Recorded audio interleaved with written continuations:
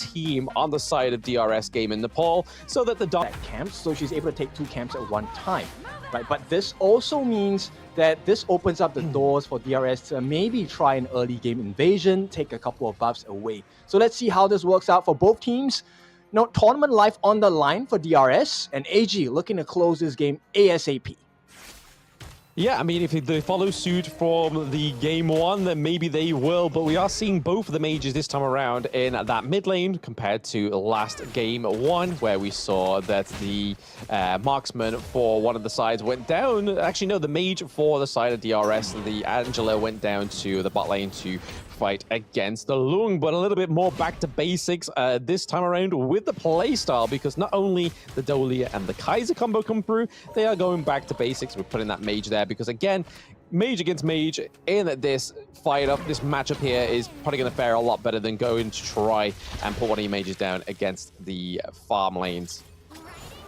Yeah, so at this point, right, it's really about the rate of growth, and you can already tell at this point, AG, they have this very small lead, but that could really change in a couple of seconds depending on what the first engagement is going to be like, and depending on who is going to make that first engagement. Yeah, we're already seeing Angela's trying to give some presence down into the farm lane here, because both of the minion waves in that mid lane have already sort of dissipated. They are now going to go head-to-head once more. Hugh Huan and Lady Jen are already there to try and clear that mid wave so they can maybe rotate up into the clash lane and go and give a hand to Snow. It's not looking like he needs a hand, though, because Core right now is pretty low on health, having to go back to the T1 turret to get that health potion. Yep, very aggressive, itemization coming out from Snow. He does have the meteor on hand.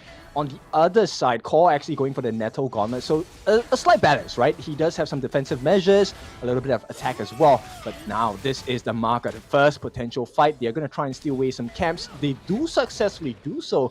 So Zhou already having a slight EXP advantage against Swami. He is at level 5. Yes, and this Hugh 1 is going to give great potentials into the team fights as well, especially with the sustain and the healing come through, and then obviously her untargetableness when she goes and takes to the sky. So again, I feel like even though we've got a tanky jungle against the mage jungle, it can kind of work out in the favor here of AG Global, but still no deaths on the board yet, Kin. So a little bit more respect, or a little bit more of a tamed gameplay here once more from DRS Gaming Nepal. Yeah, but I like it, right? So DRS Gaming Nepal, they definitely know that something was not too good about the first game based on the rotations and how they've been picking fights, right? So this time, much more calm, much more calculated, and I think this game, very confident they can put up a much better performance. I mean, yeah, absolutely. I think it's going to be more of a late game performance, maybe mid to late game at that.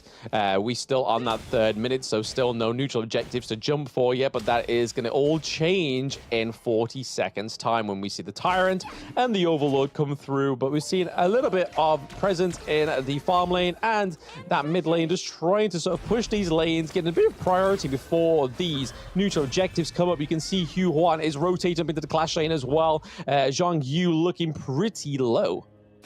Yep, right now you can tell AG, they feel like that there is an opportunity open up. The doors are starting to show.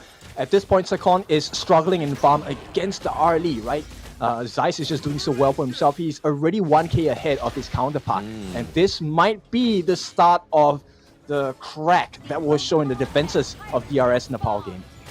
Yeah, I mean, with the Doomsday coming through, locked in already on the Arlie, where we're still waiting for first item to come through onto the Lady's Sun.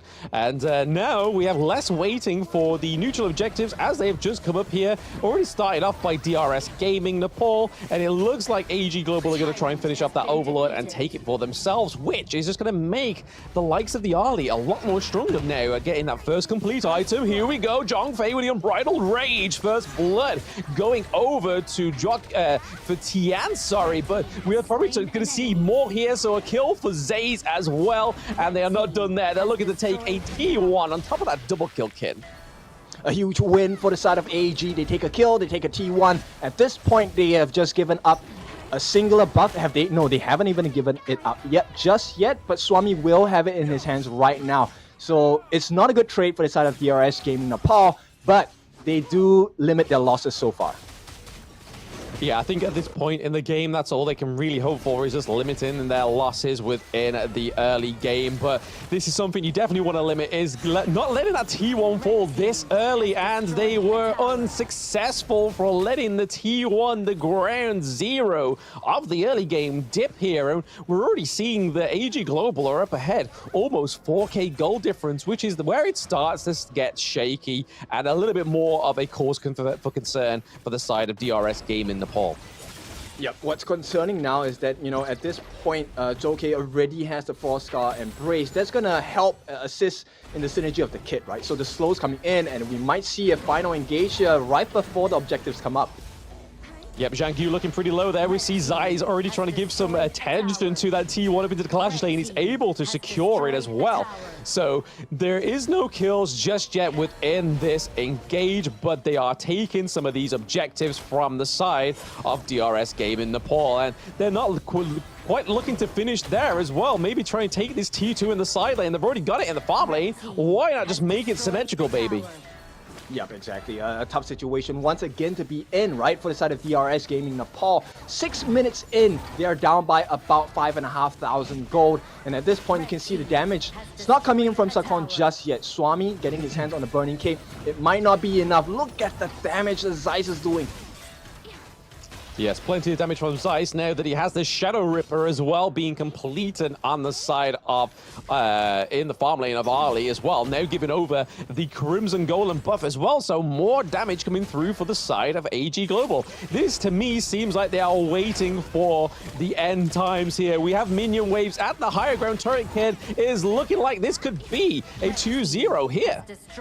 Yep, the Blazing Brilliance gonna be dropped down to try and deter them from getting more, but they came what they wanted to get, and they're gonna get out. So AG Global, very low kill game, 2 kills only in the span of 7 minutes, but look at the gold deficit they have managed to inflict onto DRS.